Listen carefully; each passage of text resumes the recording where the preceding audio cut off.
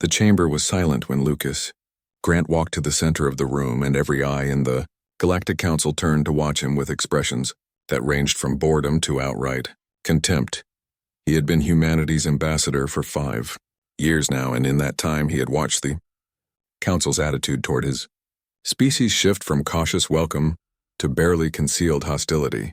Helen Price stood beside him in her military uniform, and she could feel the tension in the air like static electricity before a storm. The Zathari representative leaned forward in his crystalline seat and waved one of his many appendages in a dismissive gesture that needed no translation.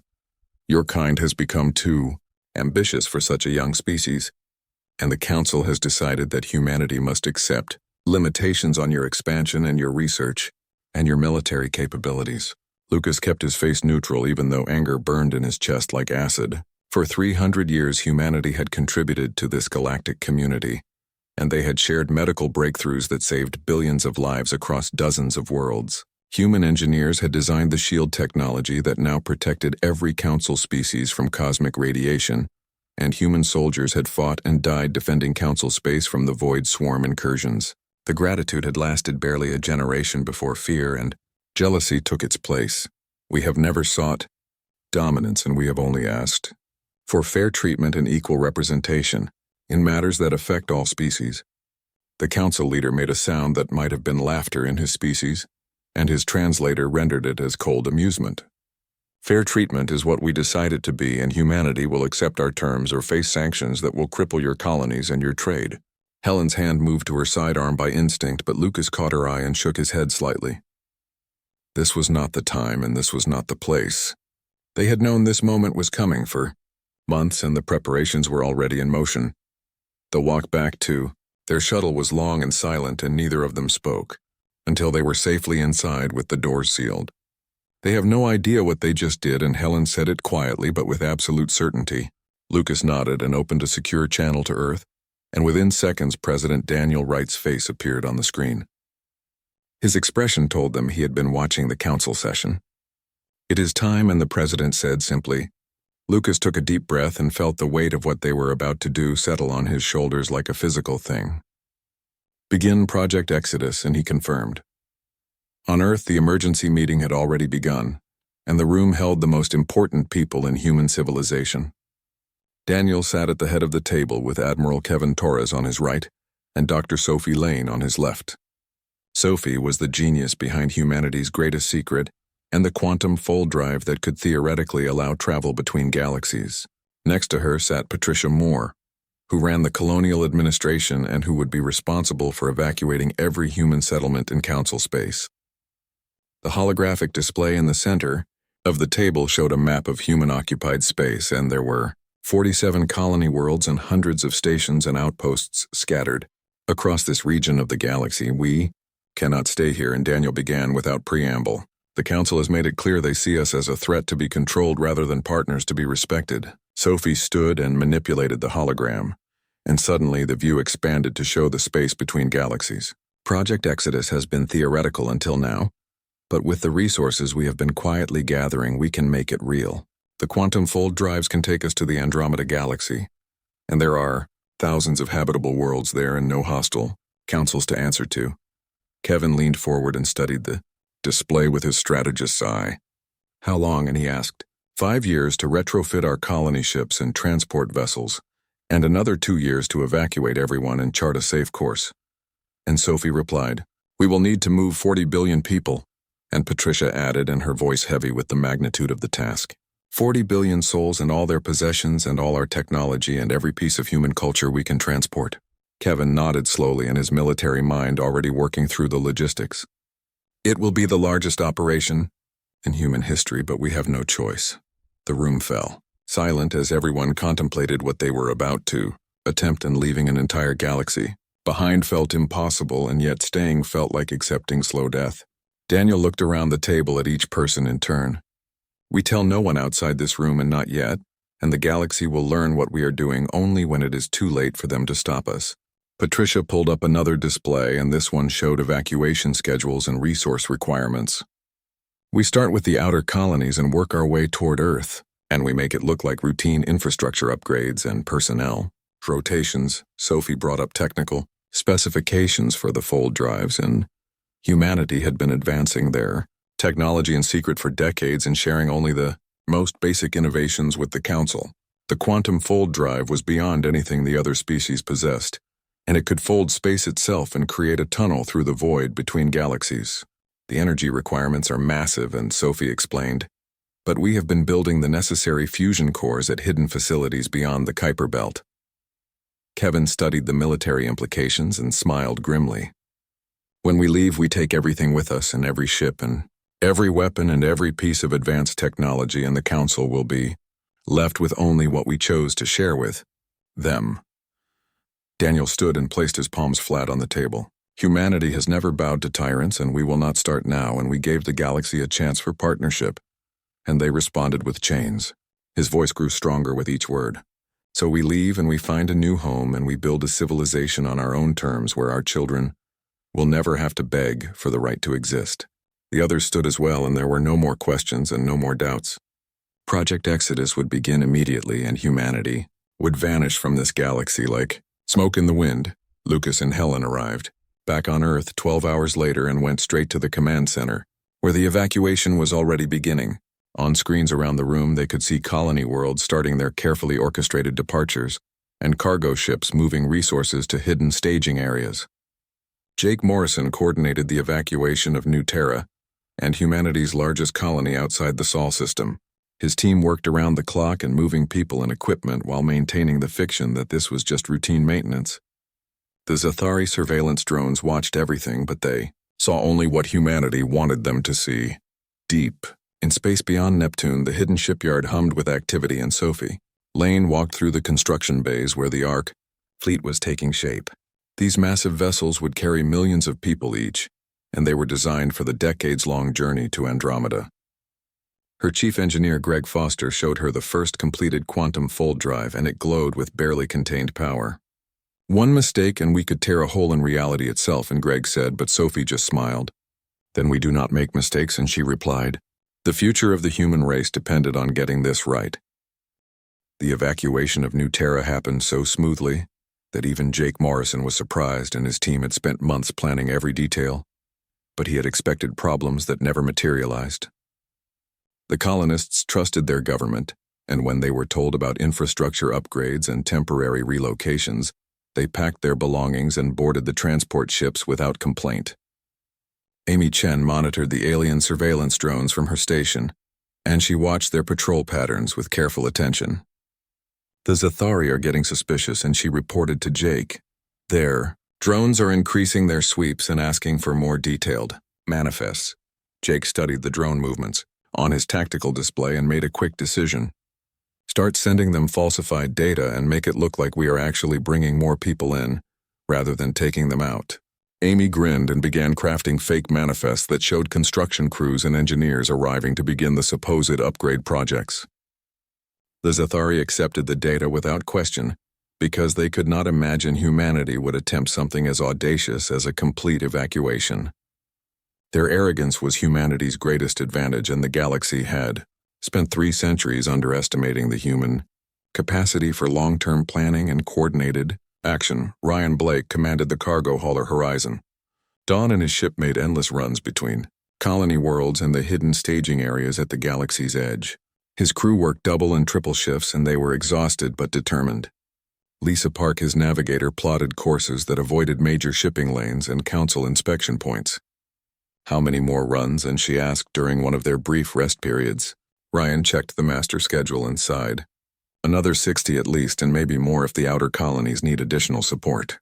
Lisa rubbed her tired eyes but nodded. Then we keep flying, and every person we move is one more soul that will be free. The staging areas themselves were hidden in the vast emptiness between spiral arms where no council species ever traveled, because there was nothing of value in those dark regions. Hundreds of transport ships gathered there and disgorging millions of refugees who were then transferred to the massive Ark ships under construction. The logistics were staggering, and Patricia Moore coordinated everything from Earth with a team of thousands. Every ship needed fuel and supplies and maintenance, and every person needed food and water and living space. One mistake could doom thousands, and the Pressure was immense, but Patricia had spent her entire career preparing for challenges exactly like this. The hidden shipyard beyond Pluto Dr. Sophie Lane pushed her team to their absolute limits, and the quantum fold drives were the most complex pieces of technology humanity had ever created. Each drive required perfect calibration, and even a 0.1% variance could cause catastrophic failure during the fold sequence. Greg Foster spent 18 hours a day checking and rechecking calculations until the numbers blurred in his vision. "We are playing with forces that could destroy solar systems," and he told Sophie during one of their rare breaks. "I know," and Sophie replied, "but we have no choice, and if we stay here, humanity will be destroyed. Anyway, just more slowly." The ARC ships themselves were engineering marvels, and each one was designed to function as a self-contained world for decades. They had hydroponic farms and water recycling systems and manufacturing facilities in schools and hospitals. The largest of them could carry 5 million people in reasonable comfort, and the fleet would consist of 200 such vessels. Kevin Torres inspected the first completed ARC ship and walked through its corridors with growing pride. His people had built something extraordinary, and these ships represented humanity's refusal to accept defeat. Months passed, and the evacuation continued in secret, and more colony worlds went dark as their populations were quietly relocated. The Galactic Council began to notice something was wrong when human trade ships stopped arriving at major ports. Human diplomats declined meetings with increasingly transparent excuses. Human colonies stopped responding to communication requests. The Zathari sent an investigation team to New Terra expecting to find a thriving world of 10 million people, but instead they found empty cities and abandoned orbital stations. The investigation team leader stood in the middle of New Terra's capital city and stared at the empty streets in confusion. Where did they go? And he demanded, but his subordinates had no answers. There were no signs of violence and no indication of plague or disaster. The humans had simply vanished and taking everything of value with them. The team searched for days and found nothing except automated systems maintaining basic infrastructure. Even the power plants were set to run on autopilot, and presumably until they ran out of fuel in a few years. The council convened an emergency session, and accusations flew in every direction. The Zathari claimed humanity was planning an attack, and the Theron suggested the humans had found some hidden refuge within council space. The Kepler ambassador listened to the arguments with growing frustration until finally he stood and demanded silence. "You are all fools," and he said bluntly. "Humanity is not hiding, and they are leaving, and you drove them away with your arrogance and your fear." The chamber erupted in protest, but the Kepler ambassador continued speaking. "They offered partnership, and you gave them contempt, and now they are going somewhere you cannot follow." On Earth, the final preparations were nearly complete, and Daniel Wright stood in the Oval Office looking at a planet that humanity had called home for millions of years. The decision to leave Earth itself had been the hardest part of the entire plan, because this world held every memory of human history, and every triumph, and every tragedy. But Sophie had convinced him that Earth had to be abandoned completely, or the Council would use it as leverage to force humanity's return. So Earth would be stripped of anything useful, and left as a monument to what once was. The great monuments were being carefully disassembled and prepared for transport, and the Statue of Liberty would travel to Andromeda, along with pieces of the Great Wall and fragments of the Parthenon and countless other treasures. Every book and every piece of art and every scientific record was being digitized and stored in redundant archives. Human history would not be lost even if the world where it happened was left behind. Daniel signed the final evacuation order for Earth and felt tears on his face. For the first time in years, Admiral Kevin Torres assembled the military fleet at the main staging area, and 2,000 warships formed a protective cordon around the growing ARC fleet. His crews were ready for battle if the Council tried to stop the exodus, but intelligence suggested the Council was still too shocked to organize a response. Helen Price commanded the defensive perimeter from the battleship Liberty's call, and she watched the sensors carefully for any sign of approaching vessels. Let them come, and she thought grimly, because humanity would not be stopped now that they had come this far.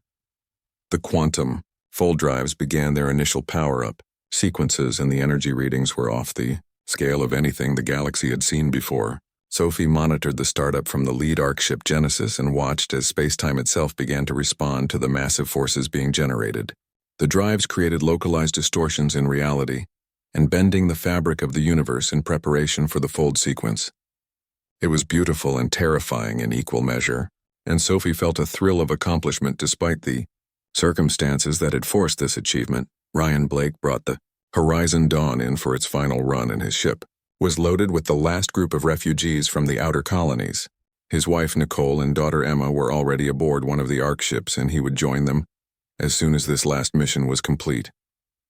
Lisa Park plotted their course to the staging area and smiled at Ryan. "Last trip, boss," and she said, "After this, we are passengers instead of crew." Ryan returned the smile and felt relief wash over him, because his family would be together for the journey to Andromeda, and that was all that mattered. Lucas Grant stood before a recording device and prepared to deliver humanity's final message to the Galactic Council. He had written and rewritten the speech a dozen times and trying to find words that would convey humanity's position without descending into bitterness or anger. Finally, he had settled on simple honesty, and the galaxy deserved to know why humanity was leaving, even if that knowledge came too late to change anything. He took a deep breath and activated the recording, and began to speak words that would echo across the galaxy for generations to come. People of the Galactic Council and Lucas began his recorded message, and his voice was calm, but carried an edge of finality that made it clear this was not a negotiation. "For 300 years humanity sought partnership with you, and we offered our knowledge and our strength and our friendship in good faith. You responded with contempt and marginalization and hostility. You treated us as children to be controlled and as threats to be contained rather than equals to be respected. You believed we had nowhere else to go, and you were wrong." The message played simultaneously on every council world and every station and every communication network in the galaxy. Leaders and citizens alike stopped what they were doing and watched in growing shock as Lucas continued. "Humanity is leaving this galaxy entirely, and you will never see us again.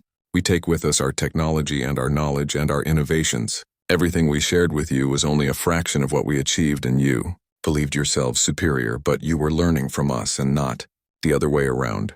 On the Zathari homeworld, the council leader watched the broadcast with his crystalline face growing darker with each word. "This is impossible," and he insisted to his advisors. "Intergalactic travel cannot be done by anyone, and certainly not by humans." But Lucas addressed that very point in his next statement. "We do not wage war against you, and we simply remove ourselves from your presence. But know this, and the medical advances that cured the Theron plague and the energy shields that protect your worlds, and the quantum communications you rely upon, and all of it came from human innovation. In 6 months our licensing agreements expire, and after that you are on your own." The implications hit the council like a physical blow, and species that had taken human technology for granted suddenly realized how dependent they had become. The Therans especially panicked because their entire population had been vaccinated against the plague using human medical technology, and without continued access to that technology, the immunity would fade within a generation. The Zathari discovered that their precious shield generators required human-designed components that would need replacement within 5 years. Every species found some critical system that depended on human innovation. Lucas's message continued, and his words carefully chosen to explain without gloating. "We tried to make this work, and we genuinely wanted to be part of this galactic community. But you made it clear through your actions that we were not welcome as equals. So we choose to leave and to find a place where humanity can grow without artificial limits imposed by those who fear our potential. We wish you well, and we hope you learn from this mistake before you make it with another species." The message ended, and the galaxy descended into chaos. The council chamber became a cacophony of accusations and desperate suggestions. Some species blamed the Zathari for being too aggressive toward humanity, while others blamed the Therons for being too weak.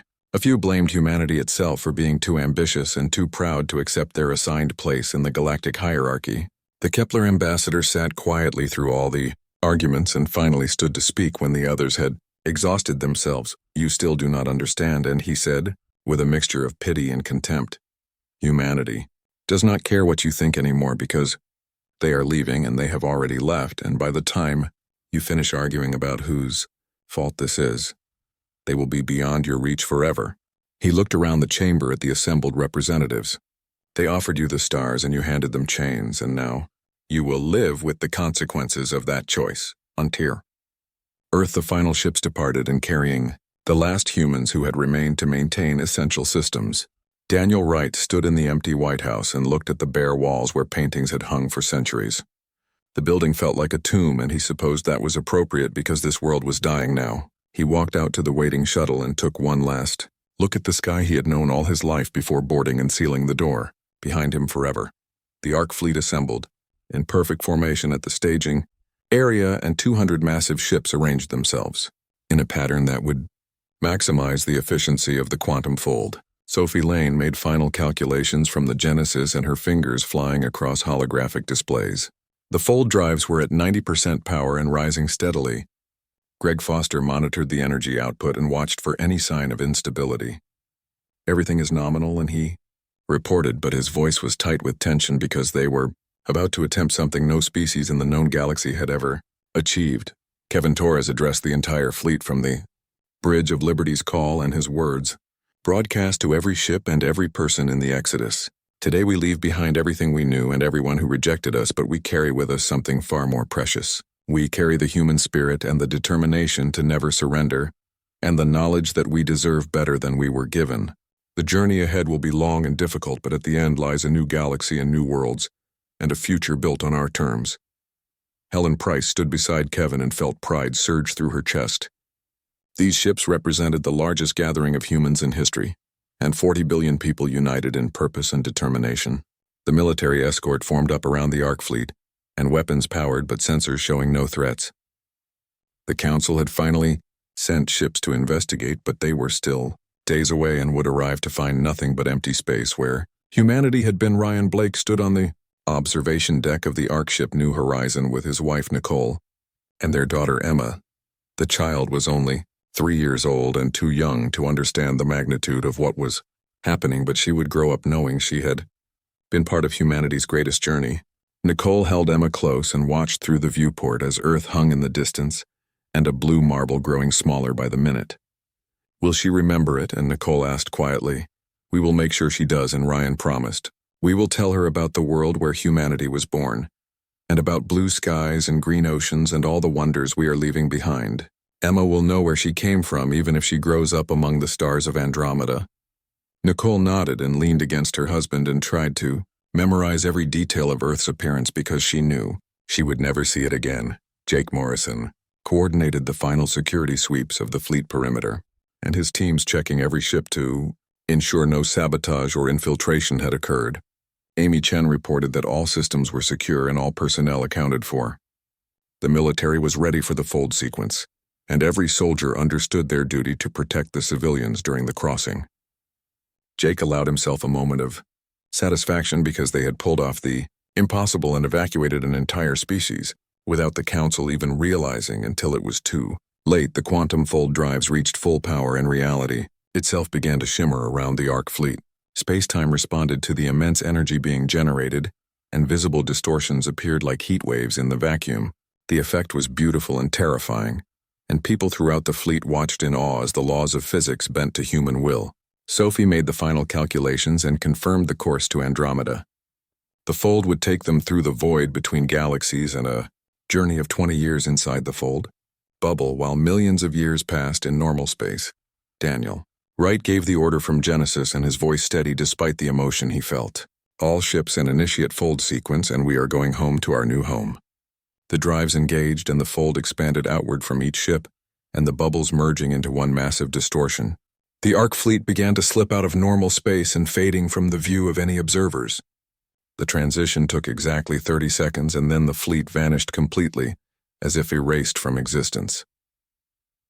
The Council ships arrived at the staging area 2 days later and found absolutely nothing. The space where humanity had gathered was empty, except for some residual radiation and exotic particles that their scientists could not identify. The fleet commander sent urgent reports back to the Council and confirming what everyone had feared. Humanity was gone, and they had taken technology beyond anything that Council possessed, and they had left the galaxy entirely. Back on the Council worlds, the realization of what had been lost set in slowly and then all at once. The Therans discovered that their medical supplies would run out in 3 years, and their scientists had no idea how to manufacture more. The Zathari found that their shield generators were already beginning to fail, and replacement parts were unavailable. Trade networks collapsed as quantum communication relays degraded without human maintenance. Within months, the galactic economy began to contract and species that had been wealthy found themselves struggling. The Council tried desperately to reverse engineer human technology from what remained, but they made a disturbing discovery. Every device humanity had shared was deliberately simplified and stripped of its most advanced features. The humans had given the galaxy toys while keeping the real innovations for themselves. The quantum fold drives were completely beyond Council understanding, and the energy requirements alone would bankrupt any attempt to replicate them. Humanity had been playing a completely different game, and the Council had never realized it. Inside the quantum fold, the experience was unlike anything humanity had ever encountered, and the void between galaxies was not truly empty but filled with dark matter and ancient radiation and forces that defied normal physics. The fold drives created protective bubbles around each ARC ship and maintaining pockets of normal space traveling faster than light through the cosmic darkness. Sophie Lane monitored the fold stability from Genesis, and her instruments showed readings that would have been impossible in normal space. The journey would take 20 years from the perspective of those inside the fold, but outside in normal space-time millions of years would pass. This time dilation was necessary because even with the quantum fold drives, the distance to Andromeda was so vast that conventional travel would take longer than the universe had existed. Sophie explained this to the crew and civilians during the first week, and watching their faces as they tried to comprehend the physics involved. We are essentially creating our own universe inside the fold, and she told them, and inside our bubble time moves normally, but outside we are crossing distances that light itself cannot bridge in any reasonable time frame. The crossing affected different people in different ways, and some adapted quickly while others struggled with the isolation and the knowledge that they were truly cut off from everything they had known. Amy Chen helped maintain order on the ARC ship Second Chance in dealing with colonists who felt overwhelmed by the magnitude of what they had done. I keep thinking we made a terrible mistake, and one woman confessed during a counseling session. What if Andromeda is worse, and what if we cannot survive there? Amy understood the fear because she felt it herself sometimes in the quiet moments before sleep. But we adapt, and that is what humanity does, and we survive, and we overcome, and we thrive. The galaxy did not want us, so we will build something better, and something that belongs only to us. The woman nodded slowly and seemed reassured by Amy's confidence, even though Amy was not always sure she believed her own words. Faith was easier to project than to feel, but someone had to be strong. Looking out the viewports was a strange experience because different people saw different things in the fold. Some reported swirling colors like oil on water, while others saw absolute darkness deeper than anything natural. A few claimed to see geometric patterns that hurt to focus on, and scientists theorized this was because human eyes had not evolved to process the visual information coming through the fold. Sophie issued a recommendation that people avoid staring out the viewports for extended periods, and most followed the advice, but curiosity was a powerful human trait.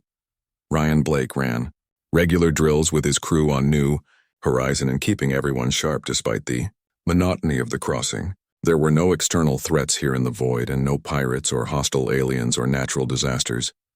But he refused to let discipline slip. His daughter Emma was growing up during the journey, and she had been 3 when they left and would be 23 when they arrived.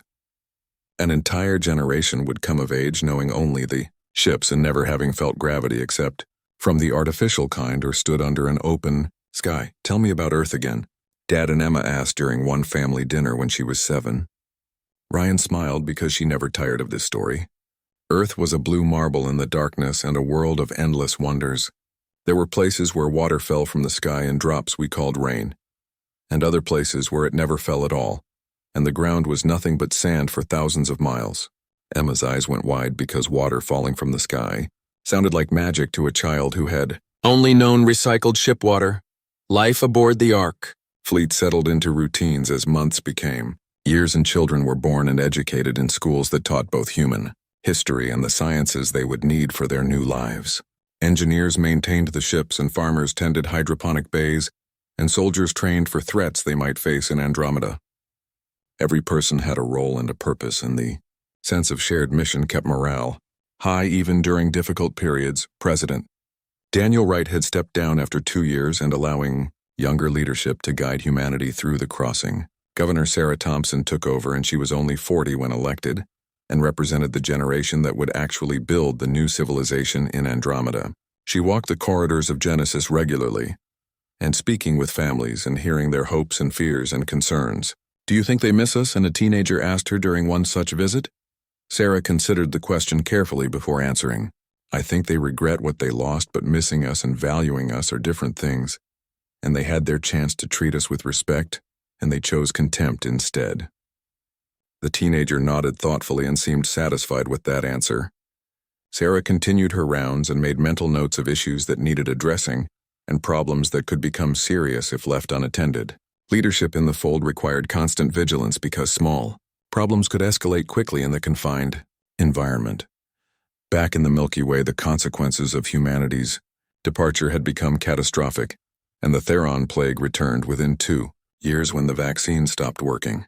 Without human medical technology to create new vaccines, millions died, and entire planetary populations were quarantined. The Zathari shield generators began failing and cosmic radiation poured through the gaps and forcing evacuations of several colony worlds. Trade routes collapsed as quantum communication networks degraded and species that had been interconnected found themselves isolated. The Galactic Council tried desperately to reverse engineer human technology, but every attempt ended in failure. A Zathari scientist spent 3 years studying a human quantum communicator and finally admitted defeat. "They gave us the shell but removed the heart," and he reported to the council. "Every device they shared with us is functional but simplified, and the real innovation is missing or hidden. We are trying to understand university-level physics with grade school tools." Some species sent messages into the void and pleading for humanity to return and offering everything they could think of. Full council membership with equal voting rights and unlimited expansion rights and access to all council technology and anything humanity wanted. The messages were broadcast on every frequency and sent to the coordinates where the Ark fleet had vanished, but there was never any response. The humans were beyond reach and beyond hearing, and beyond caring what the council offered now. The Kepler ambassador wrote a report that became famous throughout the galaxy and studied by every species as a cautionary tale. Humanity taught us that strength is not measured by military might or technological supremacy, but by the courage to leave behind what diminishes you and seek what elevates you. They offered us partnership and we gave them chains. They responded not with violence but with departure. Perhaps the greatest tragedy of our age is not that humanity left, but that we gave them reason to. Inside the fold, time continued its steady march, and 10 years passed and then 15. Kevin Torres had grown old during the crossing but remained sharp and active. He walked the corridors of Liberty's Call and inspected troops and reviewed defensive strategies for their arrival in Andromeda. Helen Price served as his second-in-command, and she had aged more gracefully and maintained the physical conditioning required of military personnel. Together they prepared the fleet's military arm for whatever challenges awaited in the new galaxy. Sophie Lane celebrated her 70th birthday during the 18th year of the crossing, and her team threw a party in the Genesis research labs. She was gray-haired now, but her mind remained brilliant, and she continued refining the quantum fold technology. Greg Foster was nearly as old, and he worked alongside her as they prepared for the fold exit sequence. The drives had performed flawlessly for 18 years, but the exit would be just as dangerous as the entry, and required perfect timing and coordination. Ryan Blake's daughter, Emma, had grown into a capable officer, and she served as navigator on New Horizon under her father's command.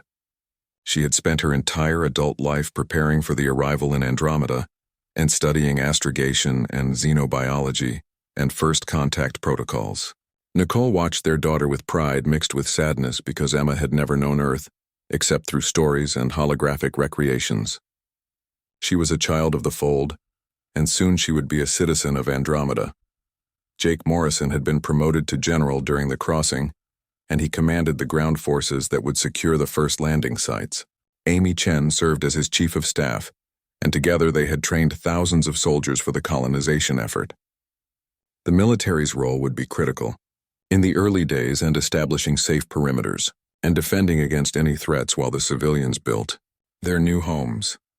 As the 20th year approached, the Ark fleet began preparations for fold exit, and every ship ran diagnostic checks and confirmed readiness. Sophie monitored the quantum drives and watched as they began the carefully controlled power-down sequence. The transition back to normal space would be delicate, and if anything went wrong, the ships could be scattered across light years of space or worse. She double-checked every calculation and ran simulations until she was confident. Kevin Torres addressed the fleet one final time before the exit. "We have traveled further than any humans in history and crossed the Andromeda Galaxy stretched before humanity in a display of such magnificence that even hardened soldiers felt tears on their faces, and 2 trillion stars arranged in a perfect spiral, and each one a potential home." Sophie Lane studied the initial sensor data with excitement she had not felt in years, and her instruments detecting thousands of habitable worlds within the first parsec alone. This galaxy was larger than the Milky Way and richer in resources and, according to long-range scans, home to scattered civilizations that were still in early stages of development. The most advanced species we can detect appear to be at Bronze Age technology levels, and Sophie reported to Governor Sarah Thompson, "We have found a galaxy in its infancy, and full of potential and empty of the political complications that drove us from our last home." Sarah nodded slowly and considered the implications. "That gives us an advantage, but also a responsibility, and we must ensure we do not become what the Council was to us." Sarah called a fleet-wide assembly, and her face appearing on screens throughout the 200 ARC ships. "We crossed the darkness between galaxies," and she began, and her voice strong and clear. "We endured 20 years in the void because we refused to be diminished and refused to be controlled and refused to accept less than we deserved. The galaxy we left behind taught us a valuable lesson, and never again will humanity seek approval from those who do not value us, and never again will we accept artificial limits on our potential." The response was overwhelming, and cheers erupted across the fleet, and 40 billion voices raised in celebration. A generation had grown up during the crossing and educated in the story of why humanity had left, and they were ready to build something new and something better. Sarah continued her address. "We will establish ourselves in this galaxy with strength but not arrogance, and with confidence but not cruelty, and we will remember what it felt like to be dismissed and denigrated so that we never inflict that pain on others," Ryan Blake commanded. The first wave of scout ships into Andromeda, Proper and his daughter Emma serving as his navigator. The New Horizons sensors swept across system after system and cataloging planets and resources and potential hazards. Emma's hands flew across her console and her training during the crossing, evident in every precise movement. "Sensors are detecting a Class M world in the 3rd system," and she reported. "Atmosphere is breathable and gravity is 0.98 Earth standard, and abundant water and vegetation." Ryan felt his heart rate increase because this was the moment they had been working toward for 2 decades. "Then that is where we start and mark it as Haven Prime." The scout ships moved toward the planet and their sensors gathering detailed information about the world that would become humanity's first foothold in Andromeda. The planet was beautiful and covered in blue oceans and green continents and white clouds, and it looked so much like Earth that several crew members wept at the sight. The colonization began immediately, and unlike humanity's cautious arrival in the Milky Way centuries ago, they now moved with purpose and confidence. Colonel Jake Morrison oversaw the establishment of the first military base on Haven Prime, and his soldiers securing landing zones with precision that came from years of training. "We build from a position of strength," and Jake told his officers, "not aggression but strength. And if we encounter other species, we deal with them as equals or not at all." The first prefabricated structures went up within hours of landing in massive buildings. Designed to house thousands while permanent construction began, engineers surveyed the terrain and identified ideal locations for the first city, and New Washington would be built near the coast where ocean breezes would moderate the temperature, and shipping would be easy. Amy Chen coordinated security patrols around the perimeter, and her teams watching for any signs of indigenous life or potential threats. Sophie Lane established the first research outpost, and her team eager to study the unique physics of Andromeda. The galaxy had different dark matter distribution and different energy signatures and phenomena that did not exist in the Milky Way. "We are not just surviving," and Sophie told her researchers. "We are thriving, and this is the golden age of human exploration and discovery." Greg Foster set up the first quantum communication relay and linking Haven Prime to the ARC fleet, and soon to other colonies across dozens of worlds. Across hundreds of star systems, humanity spread through their new galaxy with remarkable speed, and they built cities that gleamed with clean fusion energy and established farms using agricultural techniques perfected during the crossing. Trade networks developed between colonies, and they were efficient and fair, and designed with lessons learned from watching the Galactic Council's mistakes. Every human settlement followed the same principle and treat others with respect and expect respect in return, and accept nothing less. The children, born during the crossing, came of age on new worlds, and they were the first generation to grow up knowing they were citizens of Andromeda, rather than refugees from the Milky Way. Emma Blake stood on the surface of Haven Prime and looked up at alien stars and felt at home in a way she had never experienced aboard the ships. Her father joined her and placed a hand on her shoulder. "What do you think?" and he asked. Emma smiled and watched the sun set over Haven Prime's ocean. "I think we made the right choice, and this is where we were meant to be."